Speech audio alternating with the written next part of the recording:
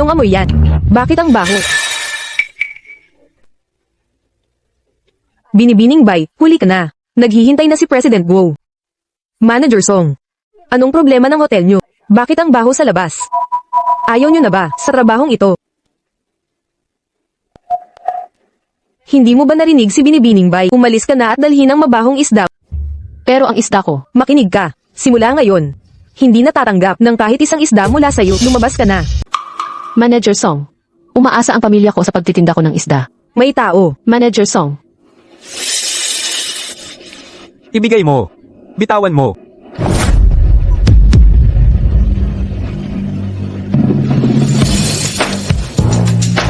Ang iyong mabahong isda, nadumihan ng pasukan ng hotel. Lahat dumi. Kaya mo bang bayaran? Tama na.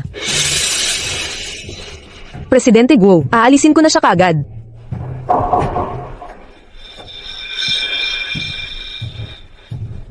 Huwag nang sayangin ang oras ha. Isang batang babae, tandaan mo.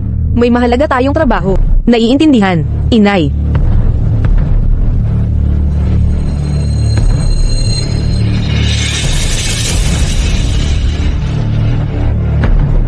Umalis na tayo. Batang babae. Swinerte ka ngayong araw. Pero nadumihan mo ang lugar na ito sa baho at dumi. Anong plano mong gawin?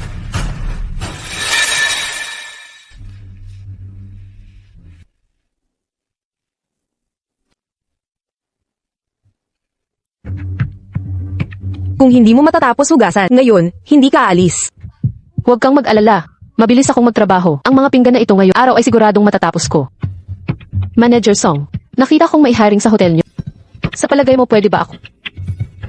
Ikaw na mabahong tindera ng isda, gusto mong magtrabaho sa hotel. Anong kaya mong gawin? Kaya ko ang kahit ano.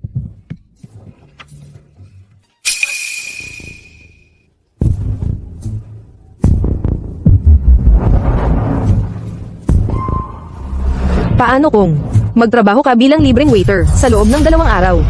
CJ.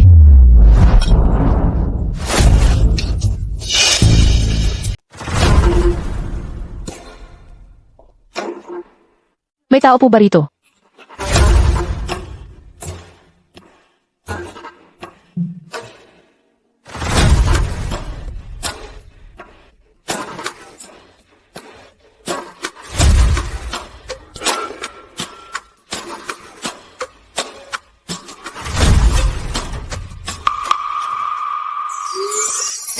Pasensya na po. Nandito po ako para maglinis ng kwarto.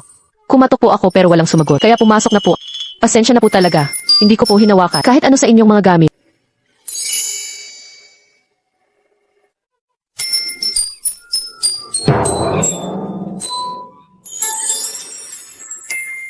Ayos lang po kayo.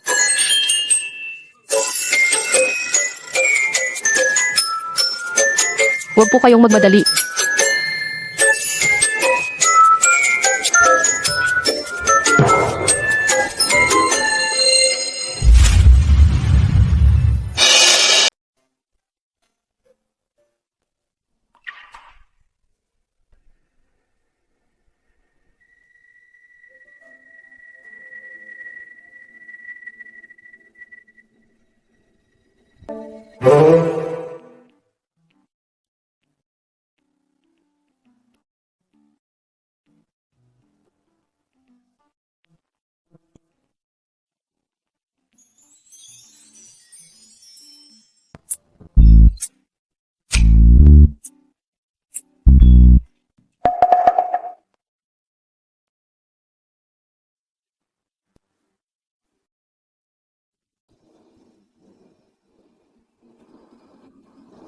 Pangulong Guo. Ang jade pendant na ito, nakita ito sa babae.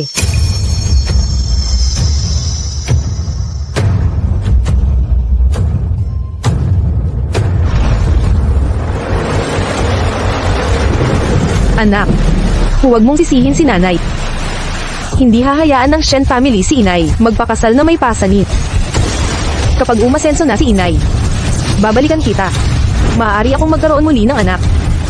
Kung malaman ng Shen family na may anak pa ako, wakas na ito.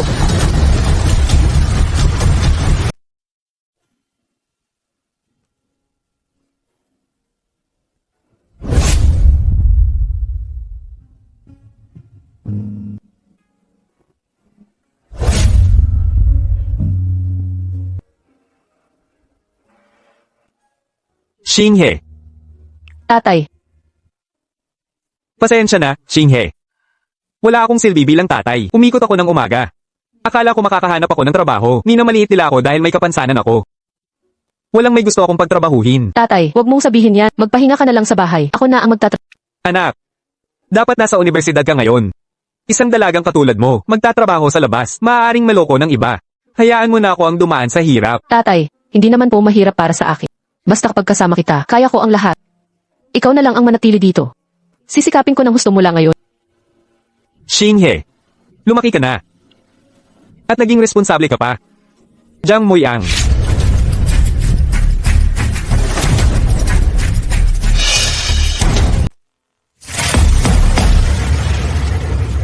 Kuya, anong problema mo? Anong mali? Paano mo nagawang magtanong nito sa akin? Dapat mong itanong, iyong pinakamamahal na anak na babae.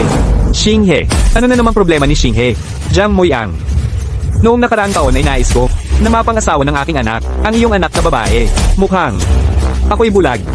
Hindi ko inasahan. Ang anak mong babae ay isang malandi. Ang anak mong lalaki ay tanga. Tumahimik ka, wala kang karapatang magsalita.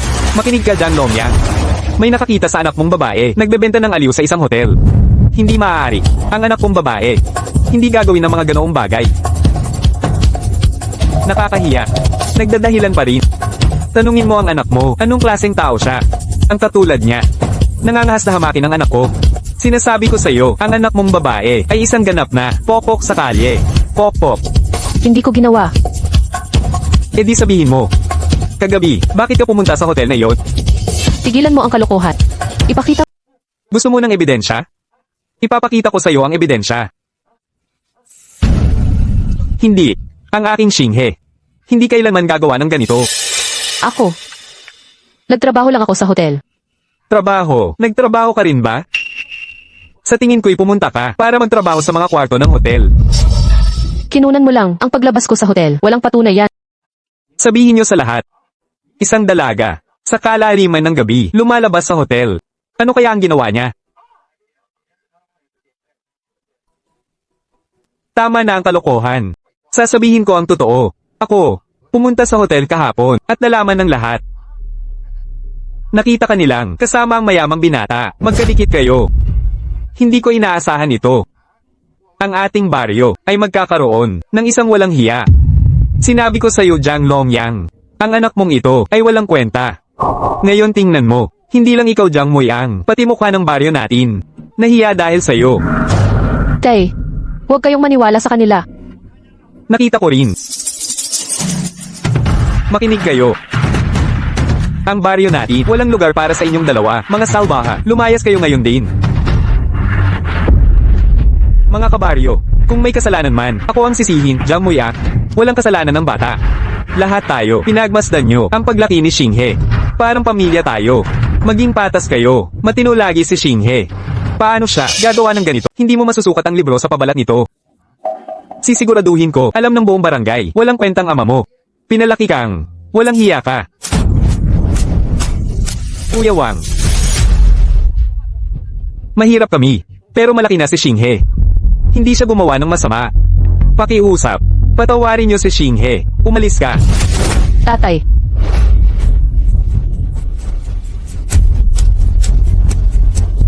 huwag niyo apihin ang mabubuti. Laging tumutulong ang tatay ko. Sa oras na pangangailangan niyo. Ngayon nagsama-sama kayo para apihin siya. Wala ba kayong konsensya? Sige, Jiang Xinghe. Kung gusto mong maging masunurin, pumayag ka. Napakasalan ng anak ni Wang. Mabait si Mang Wang. Hindi niya papansinin ang kahihiyan mo. Kapag naging manugang ka ng Wang family, hindi ka naaapihin ng sinuman. Xinghe, ikaw ay swerte. Magiging prangka ako. Pakasalan mo ang anak ko. Ang pamilya namin. Hindi ka tatanggihan. Tatanggapin ka bilang manugang. Ikaw, dapat mong pahalagahan ito kapag napasama ka sa pamilya namin. Ikaw at ang walang kwentang ama mo, hindi magugutom. HMPH, binibigyan ka ng tiyo mo. Ng pagkakataon ngayon, huwag ka, walang utang na loob. Kapag pinakasalan ko siya, masisira ang buhay ko. Ikaw, ang kapal ng mukha mong manghamak. Ang walang kwentang buhay mo ay regalo ng Jiang family. Mababawi namin ito, kailanman namin gusto. Ayaw ko. Hindi ako sang-ayon. Hindi ko maaaring ipakasal ang anak ko dito. Go. Payo ko sa iyong mag-isip ng malinaw. Huwag mong sabihin na ikaw ay isang basurang pobre. Sa buong bayang ito, ilang tao ang nagnanais makapiling ang pamilyang Wang, ngunit hindi nila ito makuha. Hoy aking kapatid. Ngayon, sa isang salita mo lang, hindi na kayo maghahirap habang buhay. Kung ipakakasal ko ang anak ko, hindi ba parang pagbebenta sa kanya? Alam ng lahat, si matandang Wang ay isang palaboy na matanda. Ang tatay ay palaboy. Kalokohan. Pagkatapos, ang anak kong babae, sino ang may alam kung paano siya mabubuhay? Paano nagkaroon sa angka natin ng isang makulit na katulad mo? Noong araw, dapat ikaw ay inilibing kasama ng magulang. May dala kay Jiang Xinghe palayo. Ako na lang ang harapin nyo. Haharapin ka pala? Halika na, suntukin mo siya. Jiang Moyang, huwag kang magpanggap tapat. Kung gusto mong manatili sa nayong ito, ayon sa batas ng amin, mga patakaran ng ninuno, ang sino mang may moral na kasiraan, dapat parusahan ang anak mo. Siya ang may kasalanan. Walang sino man sa amin ang makakasalo sa kanya. Huwag mong sabihin hindi kita binigyan ng pagkakataon. Ang pagkakamali ng bata ay kasalanan ng ama. Ang paglatig na ito. Pipili ka, ang anak mo, ang tatanggap nito. O ikaw, ang sasalo para sa kanya. Kung hindi, wala sa inyong dalawa ang mananatili sa baryong ito. Ama, Xinghe, huwag kang aalis. Xinghe, wala akong silbi. Pinahihirapan kita sa lahat ng taong ito. Naniniwala ako sa'yo, hindi mo kayang gumawa ng masasamang bagay. Humayo ka.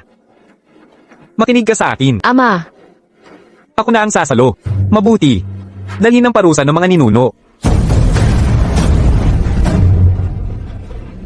Ama,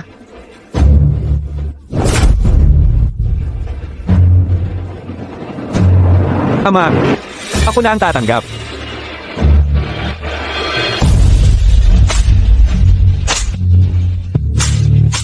Sige, paluin ng mas malakas.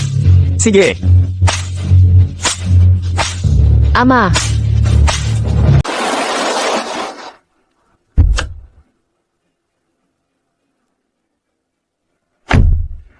Pangulong Gu, nasa loob siya.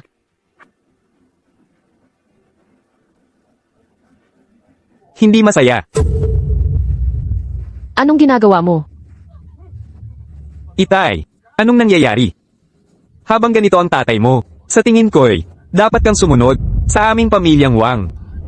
Maging asawa ko. Gusto kong makita. Sinong may lakas ng loob humawak sa anak ko? Paalisin niyo sila, lahat kayo umalis na. Bilis-bilis.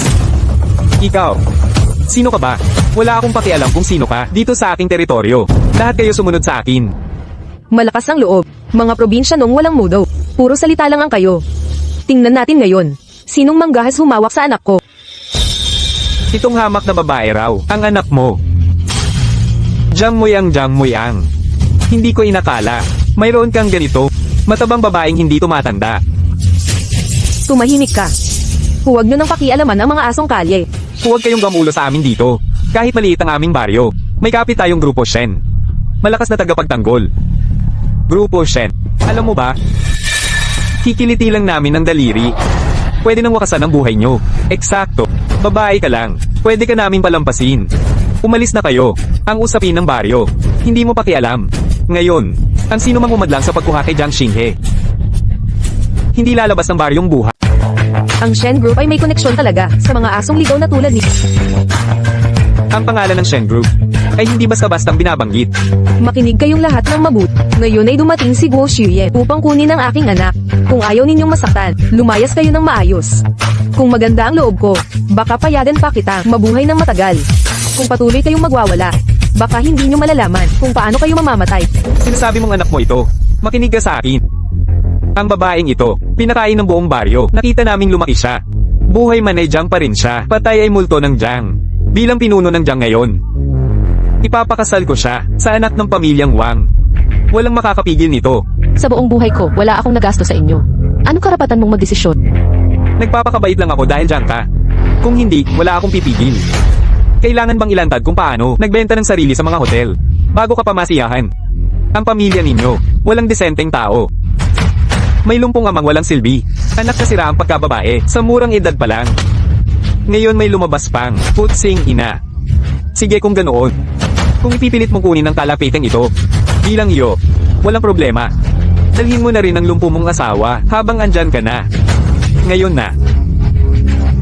Papaalisin na kayo ngayon din. Kayong, anong karapatan mong sabihin yan sa anak ko? Walang hiyang babae ka. Huwag kang walang utang na loob. Hindi ako bababa sa antas mo. Kung talagang gagamitin ko ang kapangyarihan ng Shen Corporation, sisiguraduhin kong hindi ka makatira sa Yancheng. Sige. Ngayon, tawagin mo lahat ng koneksyon na kaya mong ihanay. Tingnan natin kung kaya mong guluhin ang langit. Alam mo ba, na ang pamangkin ko ay Regional Manager ng Shen Corporation. Kakatawag ko lang sa kanya. Pagdating niya, tingnan natin kung paano matigas ang mga bibig nyo. Anong pinagtatawanan mo?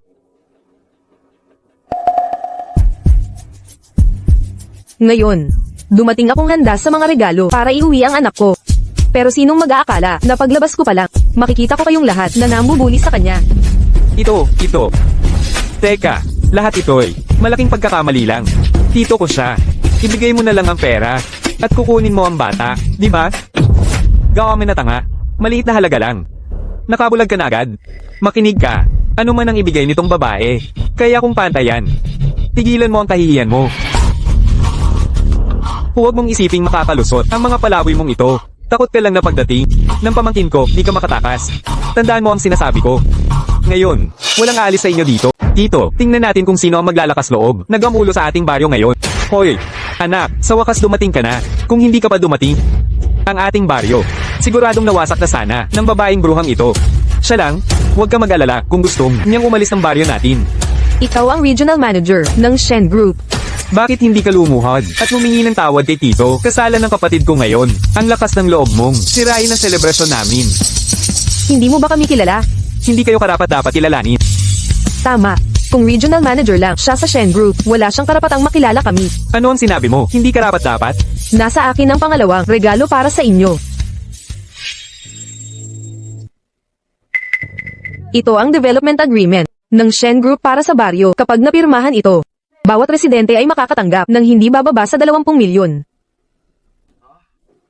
Ano ito? Hindi ako. Wala akong kapangyarihang pumirma nito. Akala mo ba? Naiintindihan ko na. Mga scammer pala kayo. Mga walang hiya. Nagpapanggap kayong taga Shen Group para manloko dito. Ang kapal ng mukha ninyo.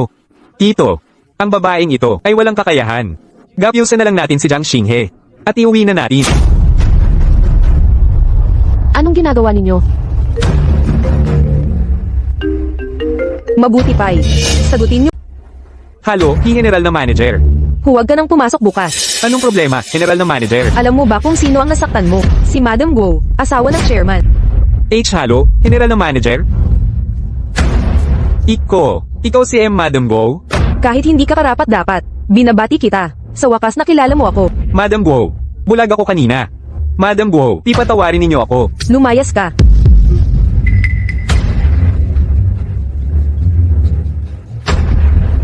Ang kasunduang ito sa pag-unlad. Totoo ba ito? Siyempre totoo ito. Pero huli na ang lahat para malaman mo. Tapos ka na. Gago. Ikaw na maliit. Lumabas ka. Nanapok ka ng pinsan ko? Basura. Umalis ka. Lahat kayo, lumabas. Alis, mga siraulo. Labas. Madam Guo, ang dakila ninyong tao ay hindi magtatani kanina. Hindi sinasadya lang lahat. Ngayon sasabihin hindi sinasadya. Ngayong araw. Narito ako para kunin ang anak ko. Ngunit bawat salita na nasabi mo, lahat iyon, Guo Shuyan, naalala ko. Ikaw ba ang nagsabi na hindi ako makakalabas ng buhay? Ikaw ba ang nagsabi na tatawagin kong asawa ang lumpong iyon? Binigyan ko kayo ng pagkakataon, pero hindi nyo pinahalagahan. Lahat ng nambuli sa anak ko ngayon. Ako, si Guo Shuyan, babayaran ko ng 10 ibayo. Lahat kayo, lumayas. Anong dakila sa'yo? Tatay, Anak ko.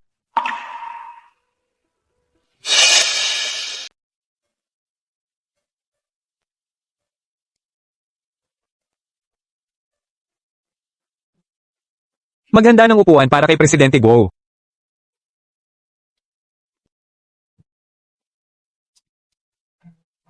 Salamat.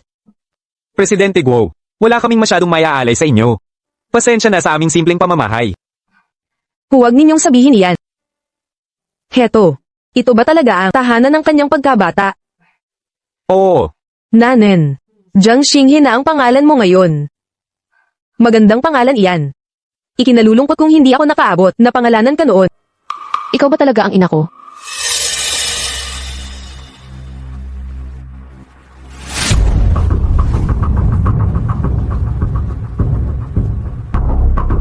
anong ginagawa mo?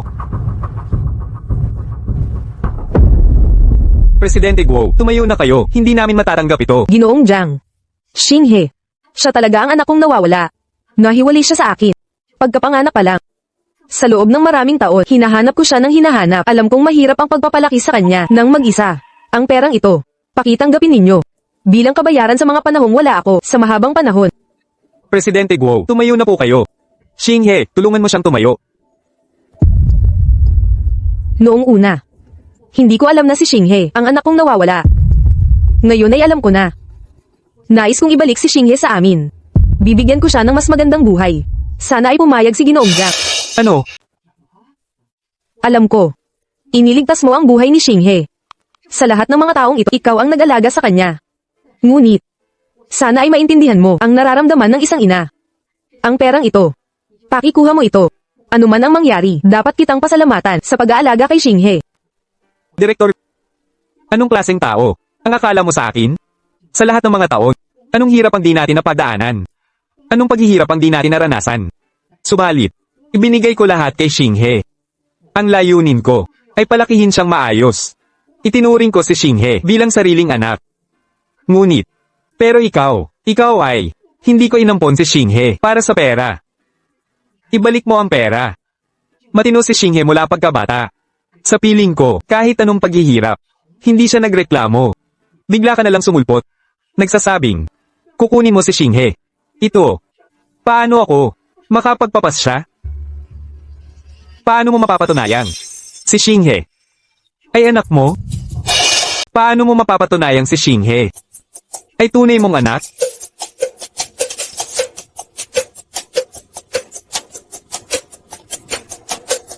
Noong huli, naiwan ni Xinghe ang kanyang agatang pendant sa hotel. Ako ang nakakita. Sa totoo lang, nang una kong makilala si Xinghe, pamilyar na pamilyar siya sa akin. Alam kong, hindi pera ang habol mo. Kahit anong yaman ay hindi mapapawi ang pagsisisi ko. Ngunit kailangan mong maintindihan, bata pa si Xinghe, marami pa siyang pangarap. Mas magiging maayos buhay niya sa piling ko. Mapapag-aral ko siya sa pinakamagagandang paaralan. Makakatanggap siya ng dekalidad na edukasyon. Maaari sumali si Xinghe sa Shen Corporation. Magtatrabaho siya roon. Tanggapin mo ang perang ito. Hindi ka na mahihirapan. Kapag malaki na si Xinghe, isasama na rin kita para manirahan kasama niya. Hindi ba't maganda ito? Naiintindihan ko na. Wala akong silbi. Hindi ko maibigay kay Xinghe ang kinabukasan na nararapat sa kanya. Kung payag si Xinghe, hayaan mong sumama siya sa'yo. Xinghe, Presidente ko, bigla ka nalang sumulpot at nagsasabing ikaw ang ina ko. Hindi ko alam kung paano tanggapin ang lahat ng ito. Mag-isa lang akong pinalaki ng tatay ko. Para sa akin, tiis hirap siya sa pangungutya ng nayon. Hindi ko siya pababayaan para lang sa ginhawa. Alam kong, mabuti kang tao. Ngunit nais ko manatili kasama ng tatay ko.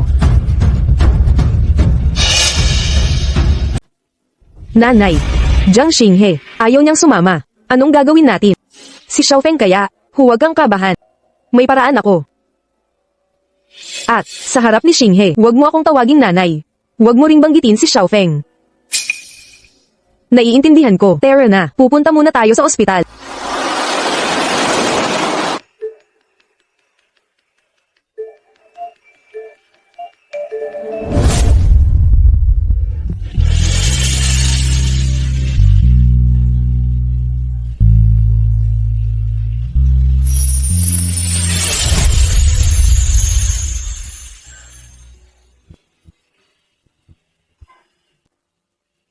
Secretary Lin.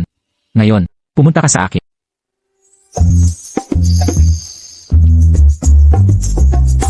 Binata kong Panginoon, nais mo akong makita? Hanapin mo ang isang tao. Sino ang hahanapin? Isang babae. Ano ang pangalan niya? Hindi ko alam. Ano ang itsura niya? Hindi ko maalala. Mahirap itong hanapin. May problema ba? Hindi. Kagabi, pumunta siya sa kwarto ko. Malamang, isang waitress. Mas madali na yan. Na pala. Kamusta kalusugan ni Tay? Maayos naman po ang kalagayan ng chairman. At, si Xiaofing naman, Siya ay naghihintay pa rin ng bone marrow match. CJ. Bilisan mo ang paghahanap. Opo, binata kong Panginoon.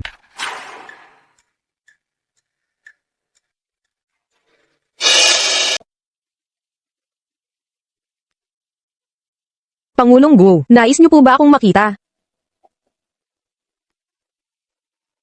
Manager Song, sana'y malinaw sa'yo kung sino ang kasalukuyang puno ng Shen Corporation. At alamin kung kaninong panig ang dapat mong panigan. Siyempre po, sa panig ninyo, Pangulong Guo. Wala akong pakialam sa mga chismis sa labas tungkol sa pagpapaupo kay Shen bilang tagapagmana. Pero habang buhay ang anak ko, siya lang ang legitimo tagapagmana ng Shen Corp. Magiging si Shen Feng. Walang duda. Paborito ninyo ang binata, hepe ng Jinling Cultural Tourism. Nararapat lang siyang magmana. Mabutit na iintindihan mo. Makinig ka. Kailangan kitang katulong sa isang pagpapanggap. Gagawin ko ang lahat. Nasaan si Jiang Xinghe? Bakit hindi pa siya pumasok? Hindi natin pwedeng tiisin. Late sa unang araw, terminahin na natin siya. Mukhang may tinatago. May ginawa ba siyang nakakahiya? Nagpalya sa trabaho. Manager Song. Nakarating ka rin sa wakas. Bastos sa unang araw pa lang. Gusto mo pa ba ang trabahong to? Kung ayaw, umalis ka na. Hindi po, managers. Nasaktan ang tatay ko, inalagaan ko. Kaya ako nahuli. Ano kinalaman ng tatay mo sa trabaho mong to? Kahang mamatay man siya, dapat pumasok ka pa rin. Ang pag-aatubili mo, pruweba ng pagsisinungaling. Kung ganito lang ang pag-uusap natin. Pagsisihan mo ang lahat ng to. Ano to? Pagkain ng mga empleyado. Ano? Hindi ko alam to. Utos ng korporasyon. Hindi na daw dumaan sa'yo. Direktang utos. Nakakapagtaka.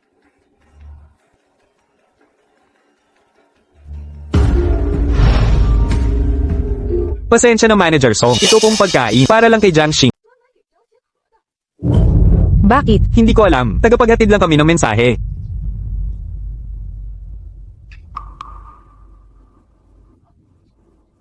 Hindi ito akin. Hindi ko alam paano ito nangyari. Manager Song, may masamang balita. Ang Caja de Hierro sa finance. Nabuksan na. Mahigit 200,000 na pera. Ninakaw.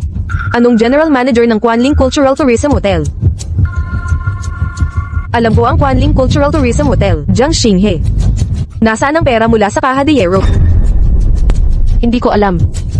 Hindi mo alam. Ngayon kaya mo magastos na pagkain. Nagpapasikat ka lang. Hindi ako. Diretso ako umuwi pagkatapos ng trabaho kahapon. Nasugatan ang tatay ko. Kailangan ko siyang alagaan.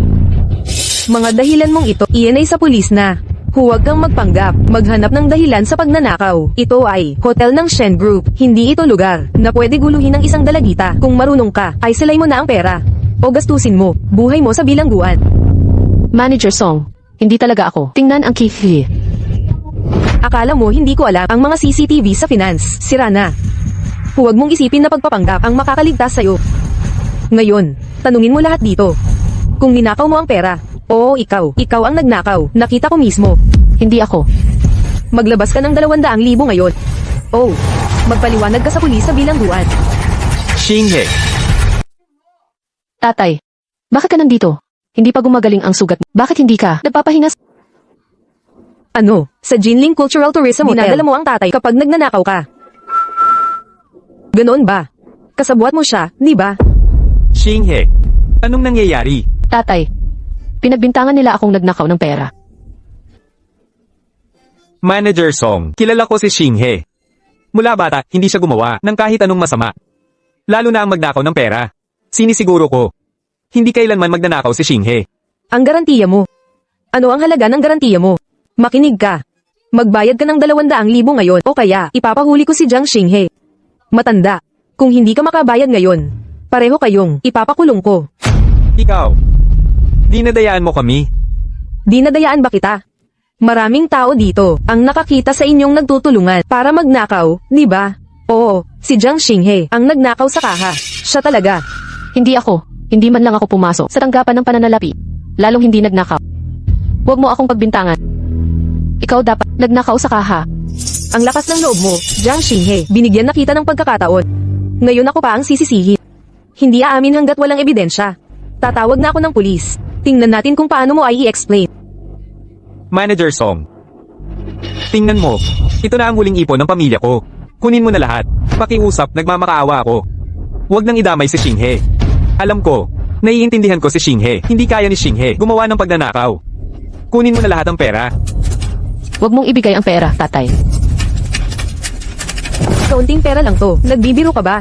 Ang kailangan ko ay 200,000. Isang babae na magnanakaw at sumasagot pa. Isang lumpong matanda na laging nagpapakapi. Kayong mag-ama ay parehong salbaha. Huwag mong apihin ang aking ama. Sino ang gumagawa sa anak ko? Direktor Guo, sakto ang dating mo. Sino ang nagbigay sa iyo ng kapal ng mukha? Nasuran ng anak ko.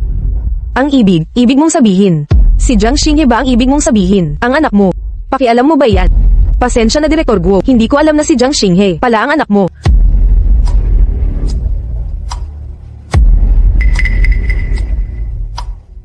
Makinig ka.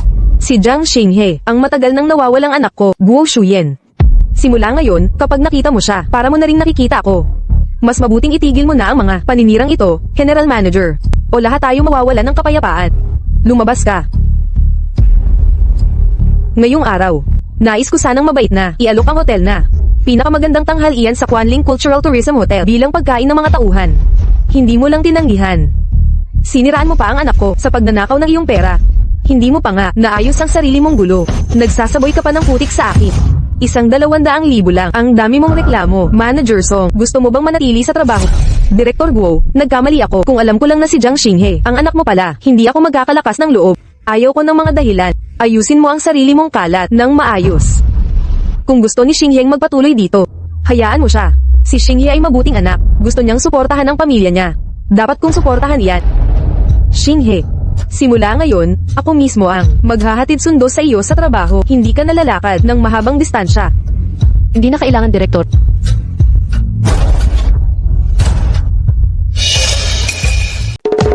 Direktor Guo, pangkalahatang manager ng Quanling Cultural Tourism Hotel. Bagamat kasalukuyan kang ang general na manager ng grupo. Ang Jinling Grand Hotel na ito ay tunay na ari-arian ng Shen Group. Ngunit itinalaga ito ng chairman sa pamamahala ng binatang Panginoon. Maraming saksi na nagmamadaling umalis si Jiang Xinghe kahapon sa hotel. At may nawalang pera sa pananalapi. Kailangan kong imbestigahan ito. O di ko maipapaliwanag. Kaya, ang hotel ng binatang Panginoon ay nagpapawalang bisa sa salita ko. Manager, ngunit hindi ka rin na kinikilala. Ang identidad mong anak na ito, totoo ba talaga yan? Huwag kang magpadala sa munting babaeng ito. Paano kung impostor siya? Ano man ang mangyari, Xinghe ay anak ko. Ang puntong ito ay hindi mapag-aalinlangan. Direktor Guo, ang mga salita ni Manager Song ay may katuturan. Maraming nakakita, ang Quanling Cultural Tourism Hotel ay hindi maitatanggi. Ngayon ay inaangkin mo si Jiang Xinghe bilang iyong tunay na anak kung ito ay marinig ng chairman. Ano kaya ang iisipin niya? Bai Yuyu. Ang Shen Group ay nasa ilalim ko. Mula kailan mo nakuha ang karapatang magsalita? Direktor Guo, nagkakamali ka. Nag-aalala lang ako sa kumakalat na chismis. Kung ipagtatanggol mo si Jiang Xinghe, ang may masamang hangarin, ay maaaring samantalahin at magbalak laban sa ikaw ang maghihirap. Sinasabi mo ba na di ko mapagtatanggol ang sarili kong anak? Huwag na nating pahirapan si Manager Song. Isang 200,000 yuan lang. Sasagutin namin ang kakulangan ni Xinghe. At mag-sorry siya kay Manager Song. Kung ganun, ang bagay na ito ay maayos.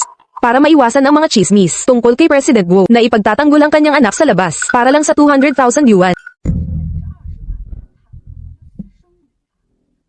Hindi na kailangan mag-sorry. Ayos lang sa akin. Pero, problema ito ng pamilya ni President Guo. Hindi ko masisiguro na hindi magkakalat ng kalokohan sa labas. Jiang Xinghe, mag-sorry ka kay Manager Song. Ang issue sa pera. Ako nang bahala. Gusto mong mag-sorry ang anak ko. Kahit kailan hindi. Kung may problema kayo, sa akin kayo lumapit.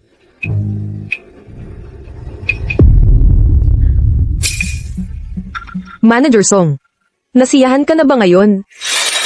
President Wu. Ang nangyari ngayon ay naayos na. Pero kung marinig ko na may nagkakalat ng chismis, garantisado ko, magdurusa sila ng husto. Sasabihin ko ito sa huling pagkakataon. Xinghe ay ang biological kong anak. Huwag kang mag-alala, President Wu. Sisiguraduhin kung wala magkakalat ng kalokohan. Maaari na kayong umalis. President Wu, ikaw at si Xinghe ay may malalim na ugnayan bilang mag-ina. Nanay. Inay. Ikaw. Anong tawag mo sa akin? Paumanhin. Inay. Hindi. Xinghe. Sa mga nakaraang taon, nabigo ako bilang ina. Xinghe. Tingnan mo, anong ginawa ni Itay? Walang kwenta ang tatay kanina. Tatay. Huwag mong sabihin yan. Nalaman na ng tatay. Simula ngayon. Dapat kang manirahan sa iyong tunay na ina. Tatay. Alam ko. Nais mo ang kabutihan ko. Ngunit, ang may bibigay ng iyong tunay na ina, ay hindi ko kayang ibigay. Presidente Guo, ipagkakatiwala ko si Xinghe. Sa inyo ngayon. Alam kong mabuti ang pagtrato mo sa kanya. Ramdam ko ito, sa pag-aalaga mo kay Xinghe. Panatag ang loob ko. Tito Jiang, sa hinaharap, anumang kailangan mo, maaari kang lumapit sa akin, anumang maitutulong ko, gagawin ko ng walang duda. Sa pagsama ni Xinghe sa akin, maaasahan mo ito. Xinghe. Aalis na si Itay. Tatay. Bumisita ka kay Itay sa hinaharap.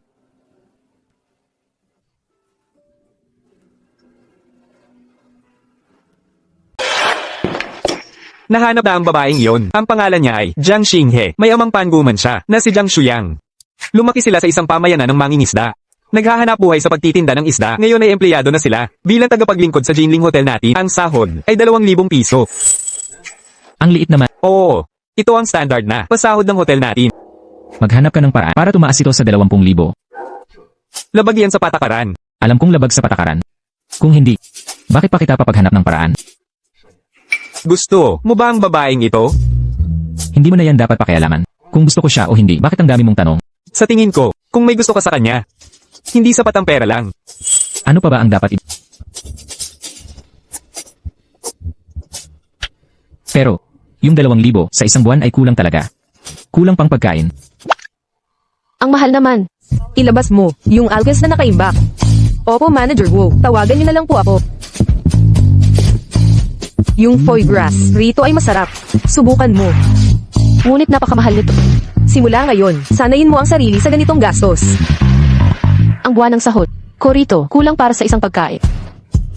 Xinghe, mula ngayon, huwag mo na isipin na ikaw pa rin ang dating tao. Ngayon, hindi ka na babaeng nagtitinda ng isda. Anak ka ni Guo Shuyen. Maaari mong makuha ang lahat sa mundo. Sabihin mo ang isang hiling mo. Ano ang gusto mo? Maisa sa katuparan ko at hiling ka ngayon din. Anong gusto mo? Magagampanan ko agad yun para sa'yo. Nangungulila ako kay Papa. Bakit ka ganyan kaastig? Ang pananatili mo sa akin, di ba mas mainam yun? Kaysa bumalik sa pilay na matandang lalaking iyon, pag nanatili ka sa kanya, mabubuhay ka kaya sa ganitong marangyang buhay. Patawad. Di iyon ang ibig kong sabihin. Presidente Gu. Ina. Umorder ka ng anumang gusto mo. Tatawag lang ako sa labas.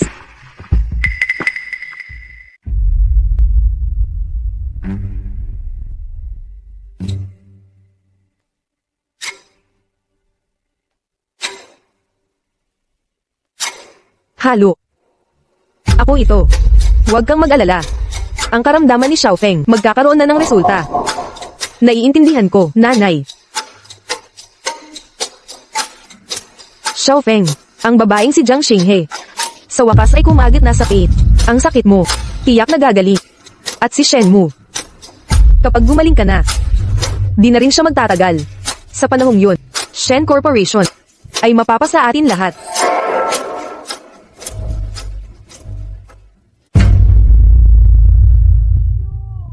Di ba ito ang kapatid ni Jiang Xinghe? Anong ginagawa mo sa ganitong lugar? Kung makakapunta ka, bakit ako hindi? Jiang Xinghe, iba-iba ang mga tao. Kung ako ang nasa kalagayan mo, sa pagtira sa ganitong mundo, mararamdaman ko na, walang saysay na ang buhay. Tingnan mo. Sabi ng tatay mo matipid ka daw. Sabi niya may bait ka. Pero sa huli, nandito ka pa rin sa ganitong lugar, para sa iyong kayabangan. Sa totoo lang, tingin lang sa menu. wala namang pambili talaga. Samantalang ako, ay iba, marami akong pera, kaya kung bilhin lang. Hindi ako naiinggit sa'yo. Kung hindi dahil sa'yo at sa tatay na araw-araw pumapasok sa bahay namin, nasisira ang gamit namin, nagnanakaw ng pera namin, paano ka, nakakatira ng ganun kasarap? Bakit kaya nagpapakapagod ang tatay ko? Sa totoo lang, di mo kailangang maghirap ng ganyan. Kung ayaw mo talaga, kay Wang na binata, bakit di na lang ako ang pakasalan mo? Para sa ganun, magiging tunay ka ng miyembro ng pamilya Jiang. Pangit ka, ang taas naman ng tingin mo sa sarili. Una, isauli mo ang perang, ninakaw mo sa pamilya namin. Si Jiang Moyang ay tiyuhin ko. Ang pagpapagastos niya sa akin ay natural lang. Tungkol naman sa iyo, bunso. 1 dekada ka nang nakatira sa kanyang ginhawa. Ang pamilya Jiang, hindi man lang nagreklamo sa iyo, tapos manghihingi ka pa sa akin. Jiang Qingpeng. Kahit Jiang ang apelyido, hindi ka tagapagmana ng pamilya. Ipinagbili mo ang bangka naming pangisda. Sinira pa ang gamit sa pangingisda. Winaldas mo ang kabuhayan ng pamilya. Anong silbi ng pagsasabi mo ngayon? Subukan mong tawagin akong mahal. Sagot ko na ang pagkain mo, pati lahat dito. Pagkatapos kumain, ililibre kita sa taas ng kwarto para tayo magsama. Maghapon sa hot spring. Nakadidiri. Batugan ka. Alam mo ba, lakas ang loob mong sumuwi sa akin, ha? Miss Xinghe, may problema ba kayo dito? Miss Xinghe. Anong klaseng dalaga ba siya? Nakalimutan mo na bang sa eskwelahan, nakikipag-away ka sa mga palaboy para sa mga bote? Nangalgal ka sa basura sa eskwelahan, ngayon dala mo ang baho ng isda at amoy basura. Pinaghirapan ko ang bawat sentim. Kahit mahirap ka, bawat pisong meron ka ay pawang pinagpaguran ng tatay ko at sa aking sariling pawis. Hindi tulad mo, na magnanakaw lang. Aminado ka pala. Waiter, si Jiang Xinghe na ito, ang tatay niya ay mabahong mangingisda. Hindi niya kayang bilhin dito. Palayasin mo siya agad. Sir, si Miss Xinghe ay anak ni Manager Guo ng Shen Group, espesyal na inutos ni Manager Guo. Ang lahat ng gastusin niya rito ay sa kanyang account Hindi totoo. Hindi pwede to. Sino niloloko mo? Ikaw ay. Totoo talaga ito. Kanina lang nandito si Manager Guo. Nagsisinungaling ka. Makinig ka. Huwag kang magkunwari, Jiang Xinghe. Anong pakinabang ng drama mo? Adik ka sa pagpapanggap. Pumunta ka sa restoran ito para makapangloko ng pagkain. Tumigil ka sa kalokohan. Alam kong minamaliit mo pamilya ko. Pero kayo, ang karapat dapat hampasin. Kumikita ng walang ginagawa, sakim sa kayamanan. Naninira ng mahihina. Putang inang ampon ka. Anong karapatan mong hamakin ako? Kahit ngayon, makakain ka dito. Hindi ibig sabihin, mababago mo ang takbo ng mundo. Sabihin ko sa'yo, ipinulot ka lang. Habang buhay, ampon ka ng pamilyang Jiang. Hinampas mo ako? Binibini. Bilang lalaki, paano mo nagawang saktan ang babae? Ginoong Shen. Matagal na kitang kilala. Makinig ka. Itong hampas lupang ta, isang tindera lang ng isda, wala siyang pera, nakikikain lang sa restoran mo. Palayasin mo na siya ngayon din. Ngayon, wala akong nakikitang hampas lupang palamunin. Ang nakikita ko, si Ili Singh, bilang panauhing pandangal dito. Ngunit hinawakan mo siya. Hindi. Ginoong Shen. Presidente Shen. Malamang may, hindi pagkakaunawaan.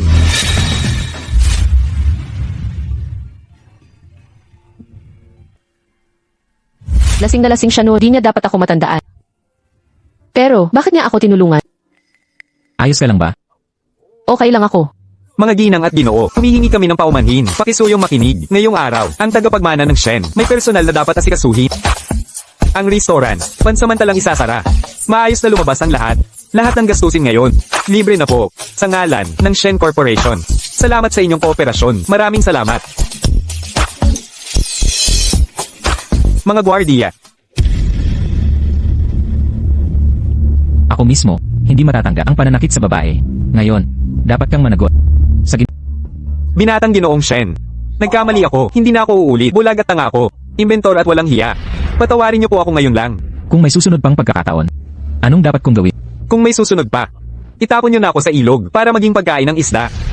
Binatang ginoong Shen. Mabuti. Tandaan mo ang sinabi mo ngayon. Salamat po, binatang ginoong Shen. Salamat. Teka. Naniniwala ako walang susunod pang pagkakataon.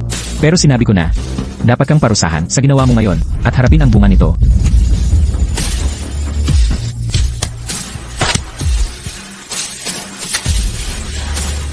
Sana'y panindigan mo ang pangakong walang susunod.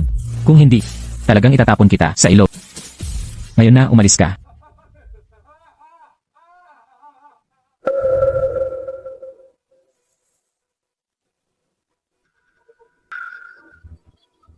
Sana hindi niya matandaan ang nangyari nung gabing iyon.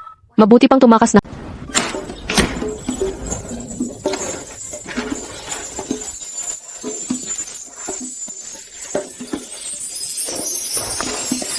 Itay, Xinghe, bakit ka bumalik? binisita ko kayo. Kumusta po kayo? Mabuti. Ayos lang si Itay. Si Pangulong Guo tumulong bumili ng bangkang pangingisda. Makakapangingisda na ulit ako. Pero, medyo di sanay kapag wala ka. Sa pagtulong sa akin. Itay, Sige na, wag na nating pag-usapan. Xinghe, noong bata ka pa, gusto mo ang mga saranggola kong gawa. Ngayong matagal na panahon, hindi ko alam kung gusto mo pa bang magpalipad ng saranggola? syempre naman. Tara na't magpalipad tayo. Sige, tara na.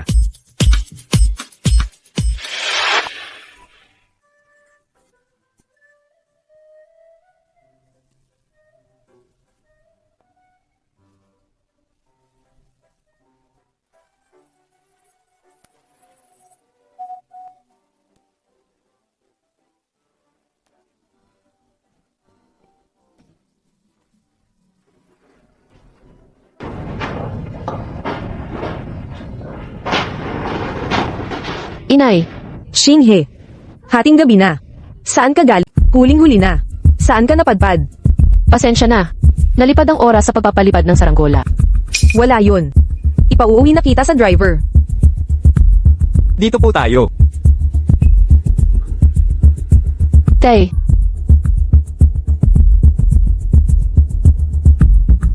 Presidente Guo, salamat sa pag-aalaga kay Xinghe nitong mga nakaraang araw. Ginoong Jiang. Mukhang may maling akala ka. Ako ang tunay na ina ni Xinghe. Dapat siya sa akin. Ang mga pasasalamat, hindi dapat galing sa'yo. At saka, ginagamit pa rin ni Xinghe ang pangalang Jiang Xinghe. Nais kong gamitin niya ang apelyido ko pero ayaw niya. Anong problema sa paggamit ng apelyido ko? Bakit pipilitin ang Jiang? Kailangan ba niyang piliin ang kaparehong masaklap mong kapalaran? Presidente Guo, ano ba ang ibig mong sabihin? Ikaw, hindi mo pwedeng sabihin yan. Hindi ko inakala. Sa lahat ng ginawa ko para sa kanya, nakakapit pa rin siya sa... Hindi pa rin ba niya maintindihan kahit ngayon, kanino talaga siya anak? Jiang, lilinawin ko na. Simula ngayon, hindi mo na makikita si Xinghe. Anong ginagawa mo kay Xinghe? Ikaw ang dapat mabahala sa sarili mo. Mga gwardya, manatili kayo rito. Dalhin niyo siya.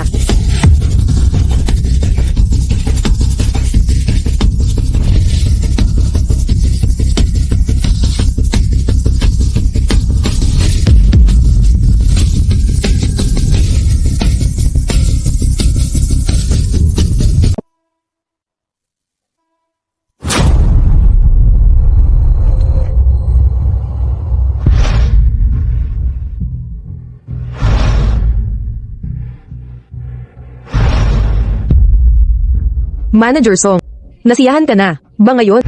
Tingnan natin kung sino, manggahas humawak sa anak ko.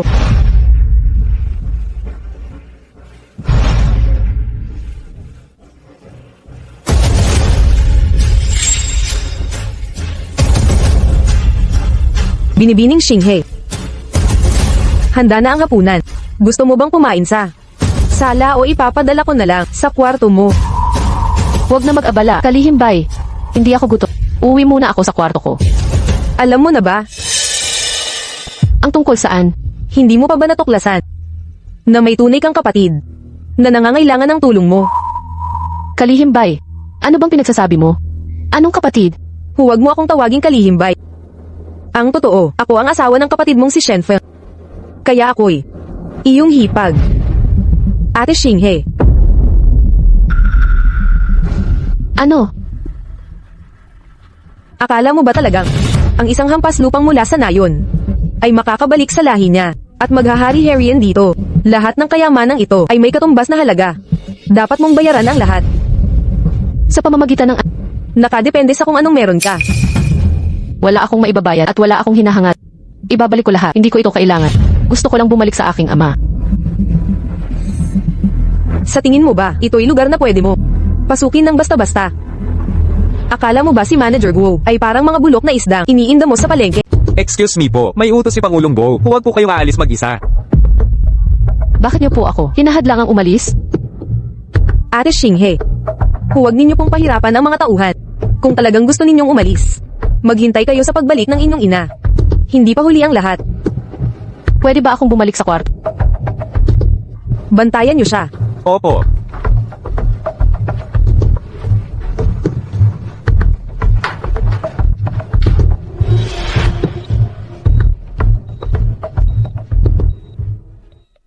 Pangulong Guo, ang mga Jin sa pagkakataong ito, sobrang compatible sa second young master. Dapat tayong magmadali para sa second young master, isagawa ang bone marrow transplant. Kahit anong halaga, wala akong pakialam. Iligtas niyo ang anak ko. Naiintindihan ko. Makinig kayo. Kapag nailigtas niyo siya, magdodonate ako ng karagdagang 10 milyon sa ospital niyo. Kung mamatay siya, jijibin ko ang ospital niyo. Opo, Pangulong Guo, gagawin namin ang lahat.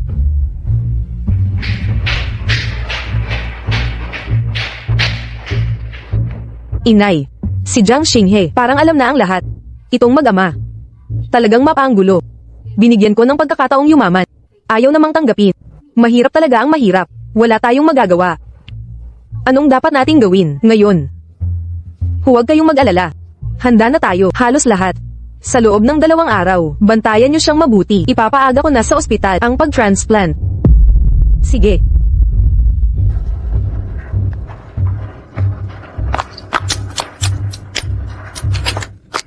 Tatay,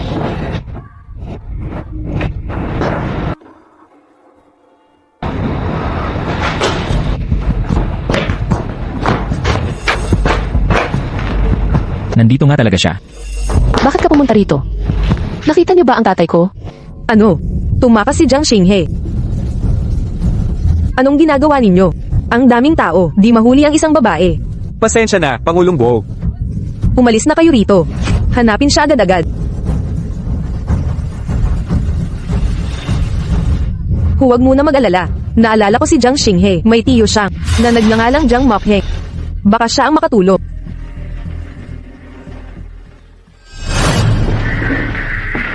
Pangulong Guo, bakit mo kami tinawag dito? Hindi namin dinulo ang mag-amang iyon. Inimbitahan ko kayo rito para humingi ng tulong.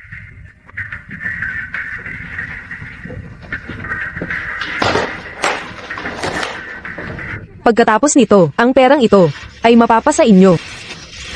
Sige, sige. Sabihin mo, gagawin namin lahat. Simple lang. Gusto namin si Jiang Xinghe. Jiang Xinghe. Hindi ba't ikaw ang ina ng babaeng iyon? Bakit kami ang hahanap sa kanya? Di nyo kailangang malaman. Tandaan nyo lang, huwag niyang saktan kahit isang hibla ng buhok. Gusto ko siyang buo, nakatayo sa harap ko. Kapag nagtagumpay, dodoblehin ang premyo, doble ang gantimpala. Pero kung mabaygo kayo, Huwag kayong mag-alala. Ang usaping ito, iasa nyo sa amin. Oo, oo. tagay sa ating pagtutulungan. Tagay sa pakikipagtulungan. Ano ang sinabi mo? Ama ni Xinghe. Nahuli nila. Opo, binata kong amo. Pero huwag kayong mag-alala. May pinadala na kaming maghanap. Ang usaping ito, huwag dapat malaman ni Xinghe. Ano nang sinabi mo? Nasaan na ang tatay ko? Xinghe, huminahon ka. Nawawala ang tatay ko. Paano ako Maghintay ka rito ngayon, siyang tunay. Ngayon, wala pang tiyak na balita. Tagapangasiwali, natuklasan lamang. Huling, pagtambang sa tiyuhin mo. Tiyo, Alam mo kung anong klaseng tao. Ang tiyuhin mo. Ikaw ang target nila. Habang hindi ka sumusulpot, ang iyong ama ay mananatiling ligtas. talaga? Pero paano? Huwag kang mabahala. Maghintay ka lang dito ngayon. Sasagipin ko ang iyong ama. CJ.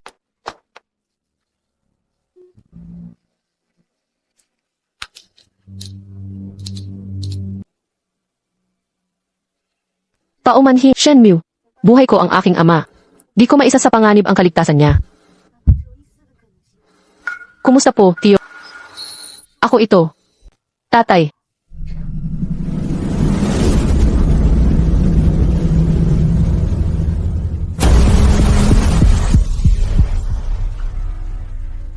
Tatay, nandito ka ba? Tito.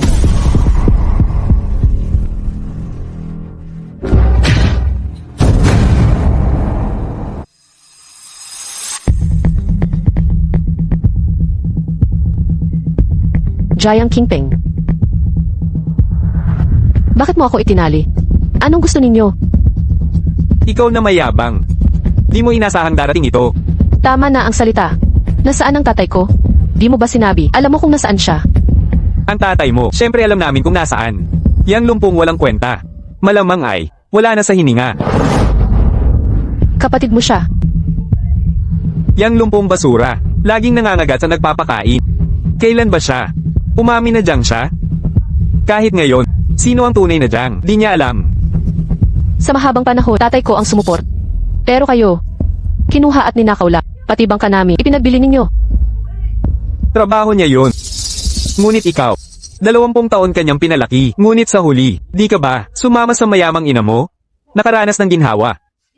Eksakto. Kaming Jiang, 20 taong pinalaki ka. Ngayon may mayaman kang ina, di ba dapat magbayad sa aming Jiang?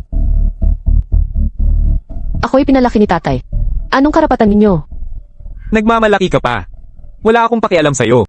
Di mo ba alam, mahalaga ka ng kalakal ngayon. Alam mo ba ang halaga mo?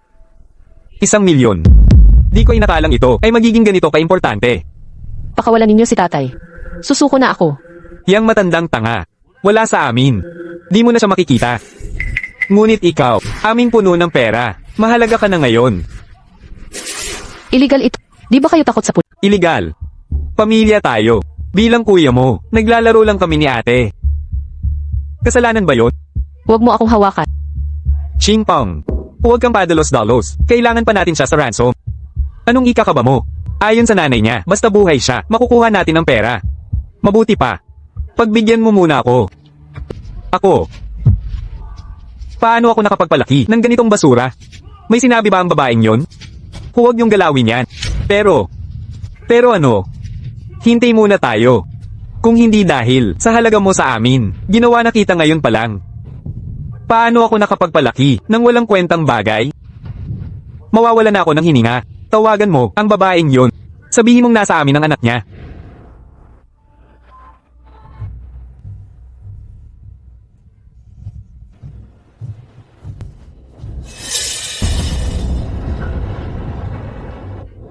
Hoy, ang pinapagawa mo sa amin, tapos na. Huwag mong kalimutan ang usapan. Doblehin mo. Naiintindihan. Nahuli na nila si Jiang Xinghe. Mga tarantadong ito, pangit na ugali, pero maaasahan pala. Kukunin ko na siya ngayon. Huwag nang ibalik dito, dalan mo diretso sa ospital. Ipapaayos ko na ang transplant surgery mamayang gabi. Jiang Xinghe, mukhang ngayong gabi. Walang makakapigil sa'yo. Tapos na ang tawag. Tatay, tapos na. Anong sabi niya? Sabi niya darating siya agad. Siguro, dapat nating puntahan si President. Sayang ang oras, kailangan natin bantayan siya. Anong dapat bantayan? Hindi siya makatatakas. Ang importante, Pwede tayong humingi ng mas marami. Tama. Tara na. Bilasin mo. nasaan ang taong kailangan ko? President Guo, anak mo yan ha. Tungkol sa pangako mo sa amin. Tama na. Ganito ang halagang gusto namin. Masyado kang ganid. Baka mabulunan ka. Anak mo yan sa dugo. Miss Xinghe, kung hindi ka magbabayad, hindi mo na siya muling makikita. Huwag kang mag-alala. Ipagkaloob mo lang siya sa akin. Magpresyo ka na. Magkano man ang gusto mo. Talaga, nasa loob siya. Ipapasok na kita.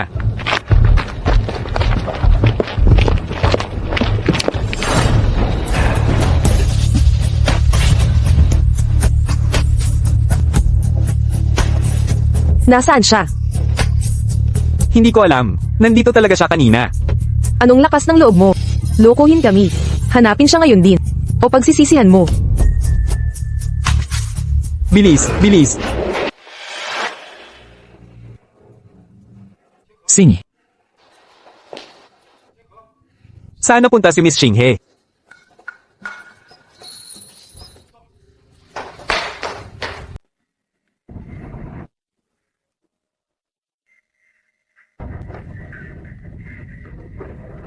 Hindi. Hindi ito taguan. Mababakasin din nila ako. Jiang Xinghe. Tumigil kang magtago. Nakikita kita. Saan napunta ang maliit na to? Bantayan mo lang siya. Ano pang silbi nito ngayon? Kanina lang, di siya makakalayo. Magmadalit humanap tayo. Tama. Di tayo pwedeng mawalan ng pera at madaming problema. Ikaw, magmadali ka't maghanap. Jiang Xinghe. Tumigil kang magtago. Ayaw mo bang makita ang tatay mo? Presidente Guo, sa tingin mo nagsisinungaling sila para lang makakuha ng pera? Imposible. Di sila maglalakas loob. Maghanap pa. Di ako naniniwala. Pwede silang magkapanak at lumipad papalayo. Dapat sana. Isinama na si matandang Jiang Muiang dito. Hulihin sila. Presidente Guo, ano bang ibig mong sabihin? Xingpong. Anak ko, Presidente Guo, di talaga kami nagsinungaling. Nandito lang siya kanina. Alam ko. Xinghe. Ayaw mong, ang dalawang to, masaktan. Lumabas kang maamo at umuwi kasama si nanay. Presidente Guo, ayaw niya sa atin. Di siya lalabas dahil sa atin. Alam ko. Anak ko, mas naiintindihan ko siya. Xinghe. Makatatago ka ngayon, pero hindi habang panahon. Pababayaan mong may magdusa. Jiang Xinghe. Salbaha ka. Lumabas ka na dyan. Sinisira mo kami. Tigil. Paano mo haharapin ang mga ito? Wala akong pakialam. Pakawalan ang tatay ko. Sasama ako sa iyo. Anong silbi ko para sa tandyang matanda? Xinghe. Samahan mo ang nanay mong umuwi. Ako na ang bahala. Padadalhan ko siya pa uwi. Kasama ang malaking halaga. Sapat para sa pagretiro. Kung hindi mo pakakawalan ang tatay ko, ang makukuha mo ay bangkay ko. Huwag kang pumili ng hirap sa halip na ginhawa. Anak mo rin ako. Bakit mo ako itinatrato ng ganito? Anak. Encantado ka. Gusto mo pang maging anak ng mayamang pamilya? Tahimik. Presidente Guo. Hindi yan ang ibig kong sabihin. Xinghe. Si Xiaofeng ang tunay mong kapatid. Kung susunod ka lang at gagawin ng paglipat, pagkatapos, mananatili kang mabuting anak. Isang maliit na, paglipat ng butod ng buto lang. Hindi ko talaga maintindihan. Bakit ka ganito kitigas ang ulo? Sa maliit na, sakripisyo, makukuha mo ang habang buhay na kayamanan. Pagkatapos, mananatili tayo, masayang pamilya. Ako. Hindi mo naunawaan. Gusto ko lang ang nanay ko. Hindi ang posisyong mayamang tagapagmana. Ina. Ang mga walang kwentang damdamin, mabubusog kaya nito ang tiyan mo. Hindi ko talaga maintindihan kung tunay kang anak ko. Paano ka naging ganito kaungol? Ang mga bagay na walang halaga sa iyo. Ang pinakamahalaga sa akin. Huwag mo akong sisihin kung ako'y maging malupit. Hulihin siya. Bata pa rin talaga. Kunin niyo siya. Opo. Sino ang may lakas ng loob? Shenmu. Bakit ka nandito? Dalhin siya palayo. Ngayon, wala kang makukuhang kahit sino. Sa salita mo lang, akala mo makukuha mo siya. Hindi ba yan katawa-tawa? Yamang nandito na ako. Akala mo ba? Wala akong alam. Anong ibig mong sabihin? Si Xiaofeng ay nakahiga sa ospital. Si President Gu may panahon para hulihin ang isang dalaga. Mukha ngang, desidido ka, nalabanan ako. Mga lalaki, hulihin niyo sila. Hindi ka ba curious? Secretary Lei, bakit wala sa tabi ko? Pinadala ko si Secretary Lei para alagaan ang ama ko. Kapag hindi ko siya tawagan, sa loob ng 5 minuto, hindi ko mapapangako kung ano ang sasabihin ni Secretary Lei sa ama ko. President Gu, hindi ka ba desperadong kontrolin ang grupo? Ang mga bagay na ito, ayaw mong malaman ng ama ko. Bumaba kayo, nanay. Pero si Xiaofeng, hindi ba't sinabi ko sa'yo? Huwag mo akong tawaging nanay sa labas. Wala na bang saysay ang salita ko? Bumaba kayo. Lahat bumaba. Maghiwalay kayo.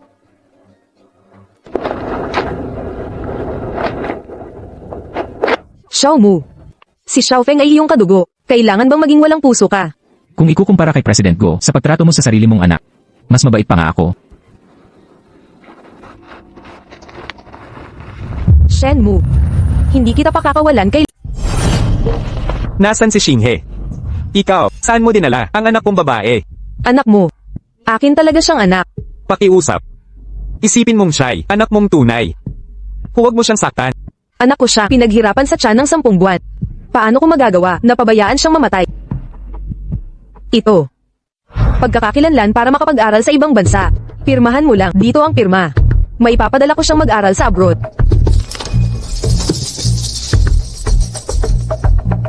Totoo ba ito? Siyempre totoo. Kahit tigre ay di kinakain ng anak, sasaktan ko ba siya? Pero, hindi ka pwedeng sumama sa kanya. Pag-isipan mong mabuti. Pag-aaral sa abroad.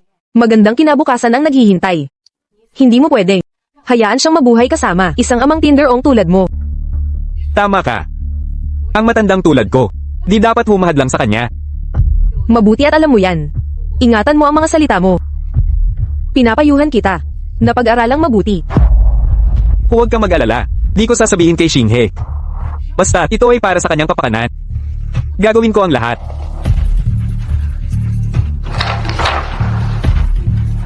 Anak, laging iaalay ng tatay mo ang proteksyon.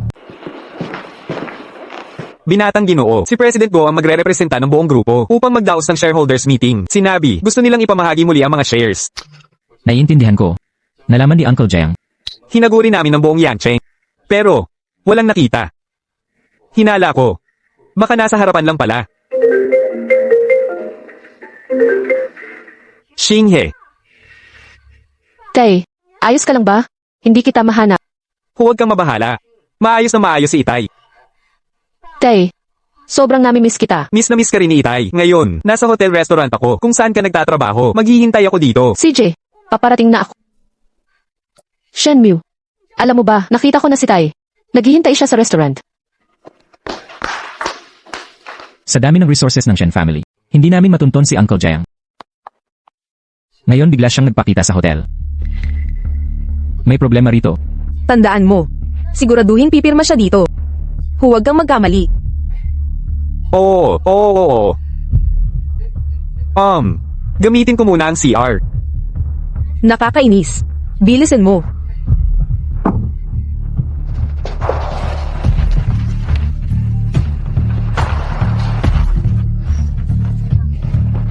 Handa na ang lahat dito. Basta, pumirma siya dito. Ang ating mga tao. Agad siyang pipigilan. Handa na ba ang ospital? Nakahanda na ang operasyon. Naghihintay na lang ng donor. Mabuti. Itong tanggang ito, malamang hindi niya maalaman. Ang kanyang pinirmahan ay hindi pala study guarantee, kundi organ donation consent form. Kasunduan sa donasyon ng organo. Ginawa talaga nila. Pirmahan mo ang dokumentong ito. Bawat parte niya ay sa atin. Magiging atin ang lahat. Ako ay tumawag din kay Xinghe. Hindi ko hahayaang si Xinghe ay magsakit kahit kailanman. Jiang Muiang, tumigil ka dyan.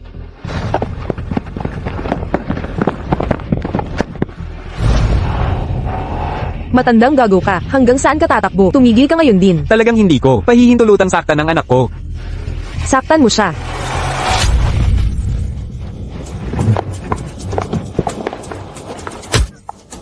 Magpatakbo ka pa. Sige, takbo ka pa. Sinusubukan gamitin ako para lokohin ang anak ko. Panaginip lang yan. Dahil alam mo na. Sasabihin ko ang totoo. Kailangan namin ng bone marrow niya. Ang asawa ko ay nasa ospital ngayon. Nag-aagaw buhay na. Kapatid niya ito. Tagapagmana ng Shen Corporation. Maliit lang ang hihingin namin sa kanya para mailigtas ang kapatid niya. Anong masama doon? Hindi ko kailanman pahihintulutang sakta ng anak ko. Kasalanan ko ang lahat. Naging masyado akong nalinlang sa kanila. Nadala ko si Xinghe rito para pirmahan ng dokumento. Hindi ko na pabibigatin pa si Xinghe. Pigilan siya. Pakawalan mo ako. Naiisip mo pa bang magpakamatay? Ano bang kagalang-galang na ama? Sayang, hindi ka magtatagumpay. Dalhin niyo siya. Tatay. Nasaan siya?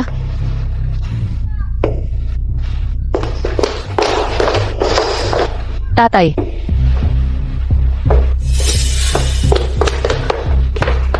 Munting kabibe. Tuwing nakakahanap ako ng kabibe, ibinibigay ko sa tatay ko. Narito siguro siya. Phew. Mukhang huli na tayo. Hoy.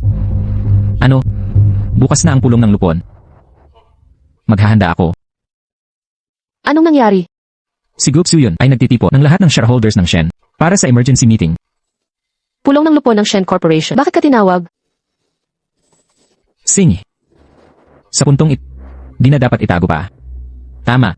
Shareholder ako ng Shen Corporation. At si Goksu yun ay siyang aking madrasta. Hinala ko, ang pagkawala ni Tito Jiang ay may kinalaman kay Goksu yun. Ang pulong ng shareholders na ito ay hindi magiging simple. Shenmue, nakikiusap ako, iligtas mo ang tatay ko. Maaari mo ba akong samahan sa pulong ng shareholders? Siyempre. Pero, bago yon, dapat kitang ipakilala sa isang tao. Sino? Ang ilang mga utang ay dapat nang bayaran. Nanay, sagipin mo ako. Ayokong mamatay. Xiaofeng, huwag kang mag-alala. Tiyak na ililigtas ka ni nanay. Kahit anong sakripisyo.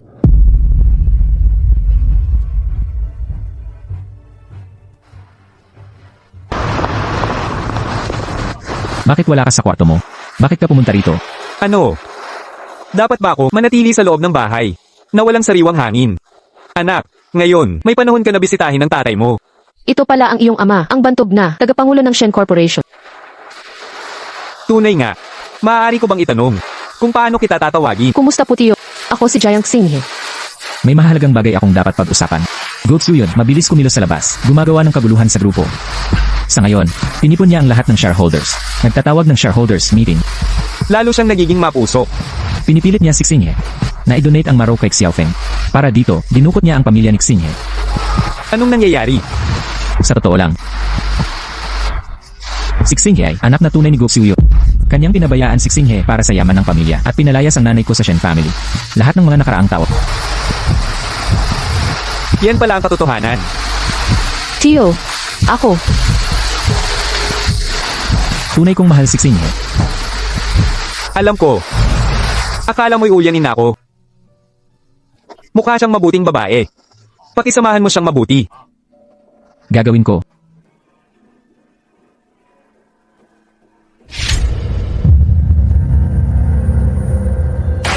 Panahon ng ayusin ang mga parasito sa korporasyon.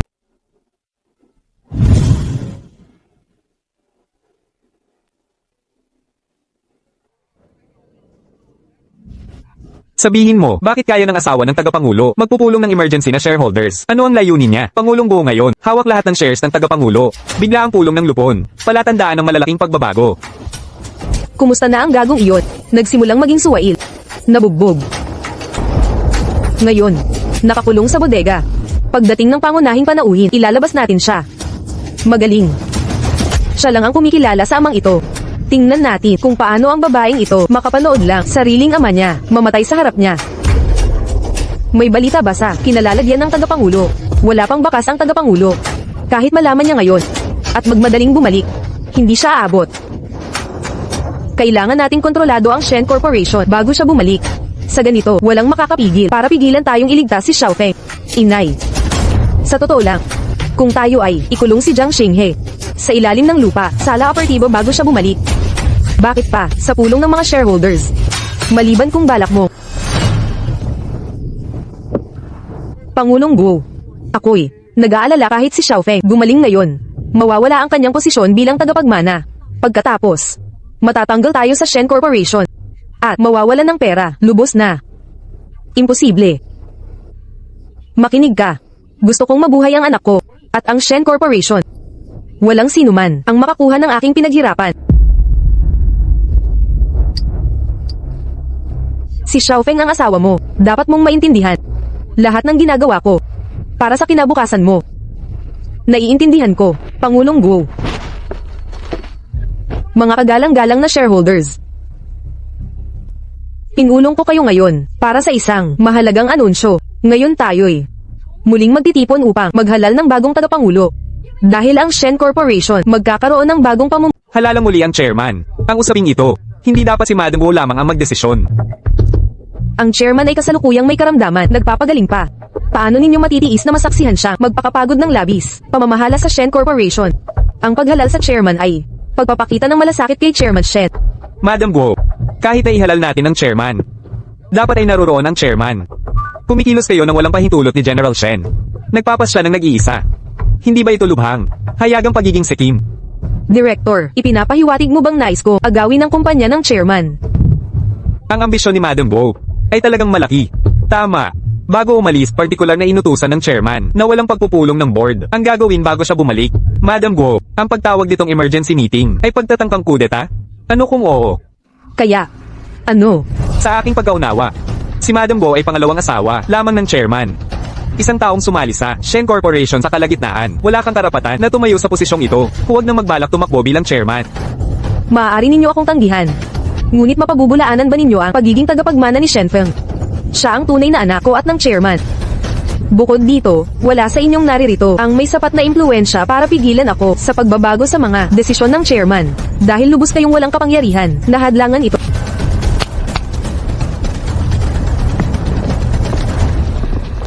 Bago pumasok sa sanatorium, ang chairman ay personal na naglipat ng 51% ng kanyang share sa akin sa pamamagitan ng mutual agreement.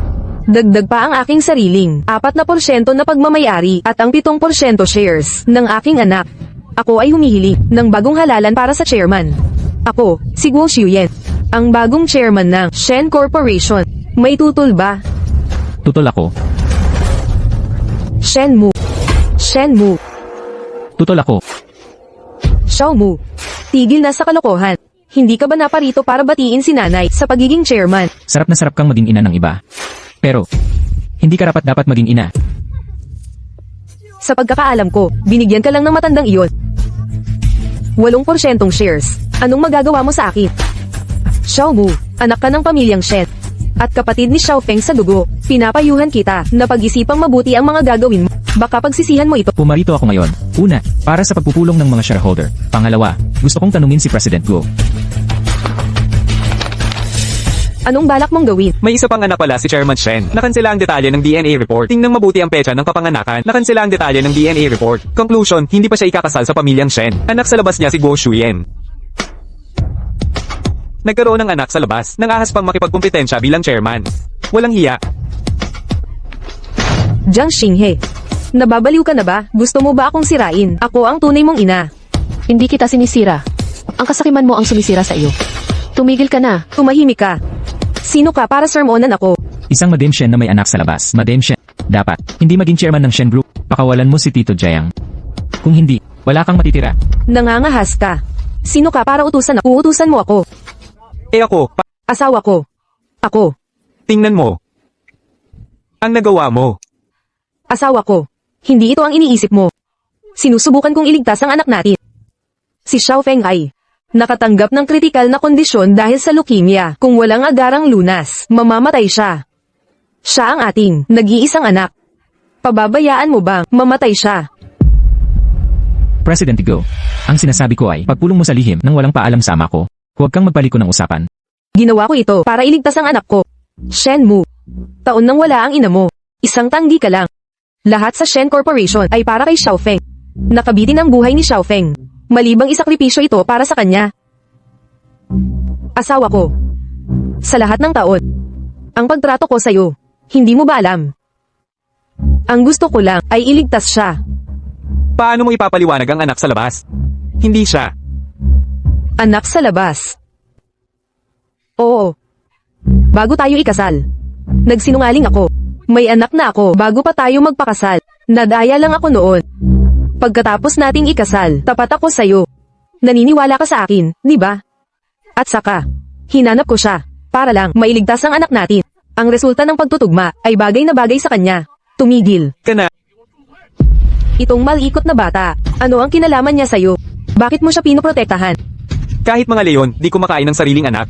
Lalo na't sarili mong anak siya. Pero pinagbabalak mo siyang sir-on. Anong mali sa plano ko? Ako ang nanganak sa kanya. Kumukuha lang ako ng kaunting kabayaran. Hindi naman labis yon. Baliw ka na talaga. Walang katwiran. Si Xiaofeng ang solahing anak natin. Gusto mo ba talaga masaksihan ng pagkamatay niya? Hindi dahilan yun para manakit ang inosente. Wala akong ginawang masama. Para iligtas ang anak ko, handang magsakripisyo. Para ba talaga to kay Xiaofeng? Hindi ako naniniwala. Lahat ng gulo ngayon, pagpapatawag ng maiting, para rin ba kay Xiaofeng yon? Huwag kang magpangga na ulirang ina. Sa totoo lang, yaman lang ng mga Shen ang habol mo. Noong nakaraan, dahil sa yaman at posisyon, pinabayaan mo si Xinghe. Ngayon naman, para maging tagapangulo ka. Wala ka ng moralidad. Hindi ka dapat maging ina. Tumigil ka, tahimik. Apektado ka na. O tama ang hinalap. Hindi yan totoo. Ipikit mo ang bibig. Ipinaalam ko.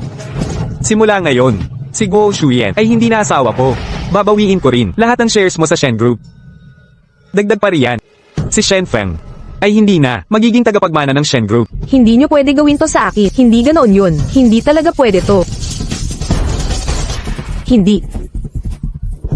Hindi pa ako Jiang Shuyang, huwag mong kalimutan, nasa akin pa ang tatay mo. Ikaw, Sing. Sadya niya itong ginagawa. Wala na siyang natitira. Hindi niya masasaktan si Tito Jiang.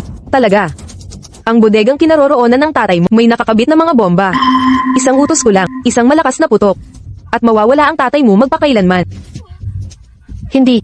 Hindi mo magagawa. Wala na akong mawawala. Akala mo hindi ko kaya. Kung mamatay ang anak ko, isasama ko si Jiang Muiang at kayong lahat para samahan siya sa kamatayan. Pakawalan ang tatay ko.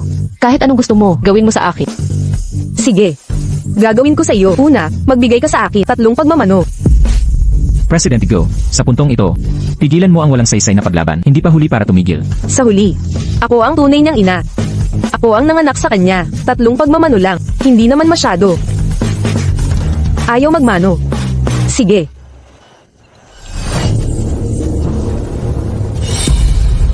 Sing. Mabuti. Magsimula na. Sing.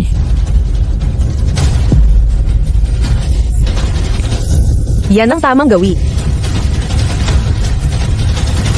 Pakakawalan mo na ba ang tatay ko? Nagluloko ka ba? Kailan ko sinabi na pakakawalan ko ang gago? Pero, dahil nagmano ka sa akin, nasiyahan ako. Kaya nagdesisyon ako na patayin siya agad. Huwag. Tigil ang pag-aaksaya ng iyong lakas, Iyo Jiang.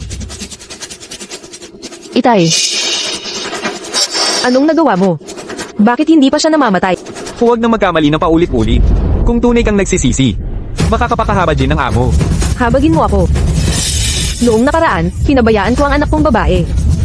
Akala mo ba hindi ako naghirap? Marami akong isinakripisyo.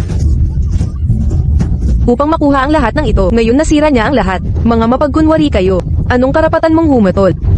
Lahat ng pinaghirapan ko, ang lahat ng ito, ay talagang akin. Bakit ninyo ito aagawin? Nakuha mo ang lahat ng ito sa pamamagitan ng dahas. Tumahimik ka. Noong pinabayaan kita, hirap akong umakyat sa posisyong ito. Dapat tanggapin mo na lang ang kapalaran. Manatili kang naghihirap. Anong lakas ng loob mong makuha ang proteksyon ng marami? Bakit? Ang lahat ng ito ay bunga ng iyong kasakiman at kalupitan. Noong nakaraan, natagpuan ko si Xinghe sa tabi ng ilog. Ikaw ay nagpakawala ng sanggol sa pampang ng ilog. Ikaw ay nagnais siyang mamatay. Sa lahat ng taong ito, hindi mo man lang dinalaw ang anak mo. Ni hindi ka man lang nagmalasakit ko, siya ay nabubuhay o patay na. Ngayon, anong lakas mong isakripisyo ang buhay niya upang iligtas ang iba mong anak? Hindi mo siya tunay na anak. Itay, Hindi ko dapat pinaniwalaan ng mga kasinungalingan mo. Pinayagang sumama si Xinghe sa'yo. Ang anak na pinag-ingatan ko ay walang hanggang nagtiis sa kamay ng tinatawag na inyong magulang. Wala na kayong natitirang konsensya. Kayo'y hindi karapat-dapat maging ina. Sino ka ba para humatol sa akin? Hindi mo alam ang mga isinakripisyo ko para dito. Akala mo walang puso ako. Hindi ako. Ngunit hindi lahat nabibili ng pagmamahal. Hindi ako natalo. Hindi ako matatalo. Kaya tama pala ako. Hindi ako natalo.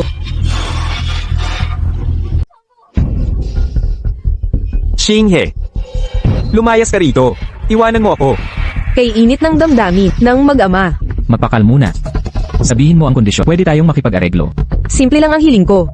Iabot mo ang mga dokumento. Ito ang kasunduan sa paglilipat ng ari-arian at pahintulot sa pagdonate ng organo. Pirmahan mo ito. Pakakawalan ko siya agad. Ngayon na. Bakit kita pagkakatiwalaan? May pagpipilian ka ba? Kung hindi ka pipirma, papatayin ko siya ngayon din. pipirmahan ko.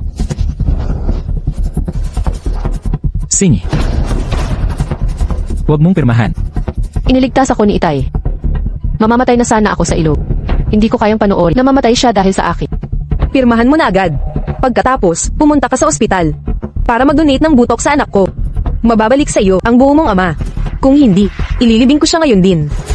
Itay, hindi ko man nabayaran ng maayos. Sa susunod na buhay, angk pa rin kita. Hindi. Xinghe. Bilang isang ama, paano ko hahayaang ang anak ko mamatay para sa akin? Guo Xiuyan. Ako na lang ang patayin. Baliw ka. Gusto mo bang mamatay? Kaysa naman, manood ng walang magawa na masaktan ng anak ko. Mas mabuti pa. Sabay tayong mawawala. Anong ginagawa mo? Tay, Anong gusto mo? Nababaliw ka na ba? Bitawan mo ako. Hindi ko hahayaang saktan mo ang anak ko. Bitawan mo ako. Huwag kang lalapit, Xinghe. Tay, Walang makakaligtas.